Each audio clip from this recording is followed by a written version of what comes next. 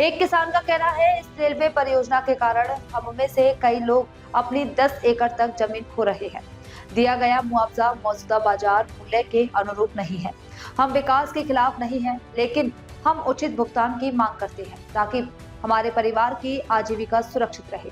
आमच्या परिसरातून जमीन जी आहे ती 21 हेक्टर जाते, परंतु जमीन एकटी 21 हेक्टरचा विषय नाही या ठिकाणी। शेतकरी आमच्या गवखेडा गावचेच 78 शेतकरी आहे, परंतु आमची जमीन हे तण आता सारखी आहे। तिथून जर रेल्वे लाईन गेली तर आमच्या जमिनीचे 2 तुकडे होणार आहे आणि पावसाळ्याचा पाऊस पडतो हिच्यानं कोणत्याही प्रकारची म्हणजे त्या रेल्वेच्या लाईनच्या आजूची बाजूची कोणत्याही प्रकारची शेती ही पेरली जाणार नाही, हे नापीक होणार आहे। म्हणजे ज्या शेतकऱ्याची जमीन आहे तो बाधित होणारच आहे, परंतु आजूबाजूचे पूर्ण परिसरातले शेतकरी बाधित होणार आहे। म्हणजे कोणीही शेतकरी शेती पिकवू शकणार नाही।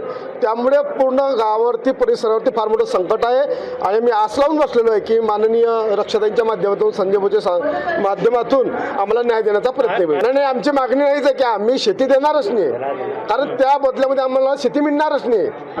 आम्ही आमचं कुटुंब कसं तरी तिच्यावरती आमचं उदरनिर्वाहाचं साधन आहे।